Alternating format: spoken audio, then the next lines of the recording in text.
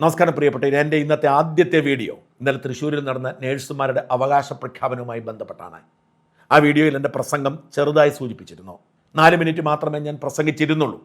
അതിന് കാരണം സമയം വൈകിപ്പോയി എന്നത് മാത്രമല്ല, വൈകുന്നേരത്തെ സമ്മേളനത്തിൽ പങ്കെടുത്ത് പ്രസംഗിക്കാൻ കഴിയും എന്ന ആത്മവിശ്വാസത്തിലായിരുന്നു. എന്നാൽ പരിപാടികളിൽ മാറ്റം വന്നു. ഉച്ചയ്ക്ക് 12:30 തുടങ്ങിയ നേഴ്സിംഗ് സമൂഹത്തോടുള്ള ചർച്ച അത് 3 മണി വരെ നീണ്ടു. ഞാൻ മോഡറേറ്ററായിരുന്നു. മോഡറേറ്റർ എന്ന നിലയിൽ ഞാൻ നടത്തിയ ചർച്ചയുടെ വിശദാംശങ്ങൾ നാളെ മറ്റൊരു വീഡിയോയിലൂടെ നിങ്ങളുടെ മുമ്പിൽ അവതരിപ്പിക്കുന്നതാണ്. വൈകുന്നേരത്തെ പൊതുസമ്മേളനത്തിൽ എത്താനും കഴിഞ്ഞില്ല. എന്നാൽ ഈ സമ്മേളനം ചരിത്രപരമായിരുന്നു. കേരളത്തിലെ നേഴ്സുമാരുടെ ഉയർത്തെഴുന്നേൽപ്പിന്റെ ഏറ്റവും ശക്തമായ ഒരു അടയാളമായിരുന്നു. കാസർഗോഡ് മുതൽ തിരുവനന്തപുരം വരെ 15,000-ഓളം നേഴ്സുമാരാണ് അവിടെ എത്തിച്ചേർന്നത്. 4 മിനിറ്റ് മാത്രമേ ഞാൻ പ്രസംഗിച്ചുള്ളൂ. ഞാൻ 10 മിനിറ്റ് പ്രസംഗിച്ചാലും ആരും ഒന്നും പറയുമായിരുന്നില്ല. പക്ഷെ 4 മിനിറ്റിൽ ഞാൻ പ്രസംഗം ഒതുക്കിയത് ആ വലിയ ആൾക്കൂട്ടത്തോടുള്ള ആദരവിൻ്റെ പുറത്തായിരുന്നു. 4 മിനിറ്റ് നീണ്ട എൻ്റെ ആ പ്രസംഗം പ്രിയപ്പെട്ടവർ കേൾക്കുക. ഞാനതിൽ പറഞ്ഞിരിക്കുന്ന സന്ദേശം നിങ്ങളോടൊപ്പം പൂർണ്ണമായും ഉണ്ടാവും. ആരും നിങ്ങളുടെ ഒരു മുടിനാരിഴ പോലും പറിക്കില്ല എന്നാണ്. ദയവായി കേൾക്കുക. എല്ലാവർക്കും നമസ്കാരം. ഞാൻ ദീർഘമായി സംസാരിക്കുന്നില്ല, കാരണം 12 മണിക്ക് നമ്മളൊരു ചർച്ച ഫിക്സ് ചെയ്തിരുന്നതാണ്. നേഴ്സിംഗ് സമൂഹവും മലയാള മാധ്യമങ്ങളും എന്ന നിലത്ത്. അതിനുവേണ്ടി നമുക്ക് 3 വിശിഷ്ടാതിഥികൾ ഇവിടെ എത്തിയിട്ടുണ്ട്.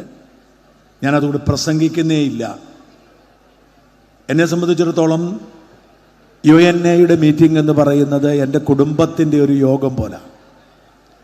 അത് എത്ര തിരക്കുണ്ടെങ്കിലും അതിൽ പങ്കെടുക്കുക, എത്ര സാഹചര്യമുണ്ടെങ്കിലും അതിൽ പങ്കെടുക്കുക എന്നത് എൻ്റെ ദൃഢപ്രതിജ്ഞയുടെ ഭാഗമാണ്. കാരണം ഈ കൂടിയിരിക്കുന്ന സകലരും എൻ്റെ സഹോദരിമാരോ എൻ്റെ മക്കളോ ആണ് എന്ന് വിശ്വസിക്കുന്ന ആളാണ് ഞാൻ.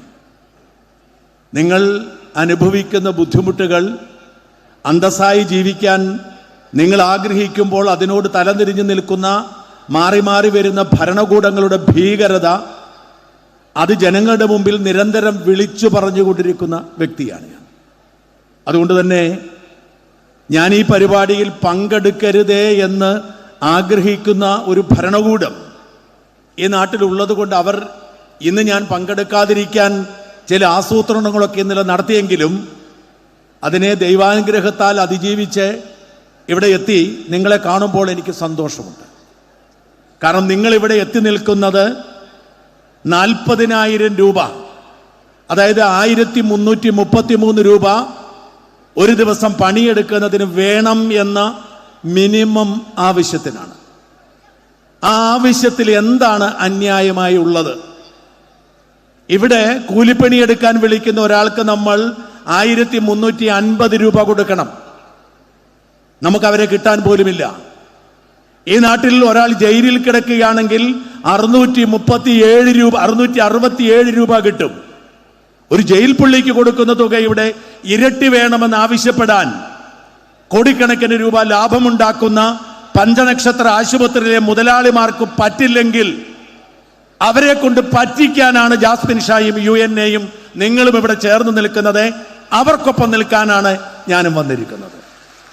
ഒരു കാര്യം ഓർക്കുക, ഒരു സ്ഥാപനം വളരണമെങ്കിൽ, ഒരു സ്ഥാപനത്തിന് ലാഭമുണ്ടാക്കണമെങ്കിൽ, ആ സ്ഥാപനം 2,000 കോടി രൂപയ്ക്ക് അമേരിക്കയിലെ ബ്ലാക്ക് സ്റ്റോണിന് വിൽക്കണമെങ്കിൽ അതിന്റെ നട്ടെല്ലായി പ്രവർത്തിക്കുന്നത് നേഴ്സുമാരാണ്. നേഴ്സുമാരില്ലാതെ ആശുപത്രി മുതലാളിമാർക്ക് കോടികളുടെ കൊള്ളലാഭം ഉണ്ടാക്കാൻ കഴിയില്ല. അപ്പോൾ അതുകൊണ്ട് നിങ്ങൾ ഉണ്ടാക്കുന്ന ലാഭത്തിന്റെ വിഹിതമല്ല, ഞങ്ങൾ ചെയ്യുന്ന പണിയുടെ കൂലിയാണ് വേണ്ടത് എന്ന് പറയുമ്പോൾ പറ്റില്ല എന്ന് പറഞ്ഞാൽ പറ്റിക്കുമെന്ന് പറയാൻ കെൽപ്പുള്ളവരാണ് ഇവിടെ നിൽക്കുന്നത്. അതുകൊണ്ട് പ്രിയപ്പെട്ടവരെ, ദീർഘിപ്പിക്കുന്നില്ല. ഈ സമരത്തിൽ പങ്കെടുക്കാൻ വരുമ്പോൾ നിങ്ങളുടെ തൊഴിലിനെ ബാധിക്കുമോ, നടപടി ഉണ്ടാകുമോ എന്ന് നിങ്ങൾ ഭയന്നിട്ടുണ്ടെങ്കിൽ, ഭയപ്പെടുത്തിയിട്ടുണ്ടെങ്കിൽ നിങ്ങളോട് ഞാൻ ഉറപ്പ് പറയുന്നു, ആ ഭയമങ്ങ് മാറ്റിവെച്ചേക്കുക. നിങ്ങളുടെ ഒരു മുടിനാരിട പറിച്ചെടുക്കാൻ ഒരാശുപത്രി മുതലാളിക്കും ധൈര്യമുണ്ടാവില്ല. ജാസ്മിൻ ഷായുണ്ട്, UNA നേതാക്കളുണ്ട്, UNA എന്നൊരു സംഘടനയുണ്ട്, മറുനാടൻ മലയാളി എന്ന് പറഞ്ഞൊരു മാധ്യമ സ്ഥാപനമുണ്ട്. ഉറപ്പാണ്, നിങ്ങൾ ആരുടെയും പിടിച്ചു പറിക്കുകയല്ല. ഇവിടുത്തെ രോഗികളെ പിടിച്ചു പറിക്കുന്ന ആശുപത്രി മുതലാളിമാരോട് ഞങ്ങൾക്ക് പണിയെടുക്കുന്നതിന് കൂലി തരുമെന്ന് പറയുമ്പോൾ അത് പറ്റില്ല എന്ന് പറയുന്നവരെ നമ്മൾ ഇതിന് ഭയപ്പെടണം. ധൈര്യമായി നിൽക്കുക.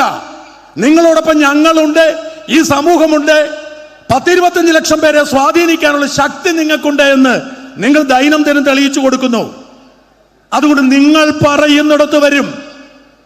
2013 60% വർദ്ധിപ്പിച്ചു എന്ന് പറഞ്ഞ് കയ്യടി നേടുന്ന ഒരു ഭരണകൂടമാണ് ഇവിടെ. എന്താണ് 2013 ഉണ്ടായിരുന്ന ശമ്പളം? 10,000 രൂപ എന്ന് വെച്ചാൽ അവർ എത്രയാണ് കൂട്ടാന്ന് പറഞ്ഞത്? ആകെ 16,000 രൂപ. 2018 20,000 രൂപ അടിസ്ഥാന ശമ്പളമായി എന്ന് ഇവർക്ക് അറിയാത്തത് കൊണ്ടാണോ? അല്ല, മുതലാളിമാരെ പേടിച്ചിട്ട. അതുകൊണ്ട് പറയുന്നു 40,000 രൂപ അത് ഇവിടുത്തെ നേഴ്സിന്റെ മൗലികാവകാശമാണ്. അത് നിങ്ങൾ നേടിയെടുത്തിരിക്കും. അത് കൊടുക്കാൻ കോടികൾ ലാഭമുണ്ടാക്കുന്ന ആശുപത്രി മുതലാളിമാർ നിർബന്ധിതരാകും. അവരെ കൊണ്ട് ആ തീരുമാനം എടുപ്പിച്ചിട്ടേ നമ്മൾ അവസാനിപ്പിക്കൂ. ജയ് ഹിന്ദ്, ജയ് UNA.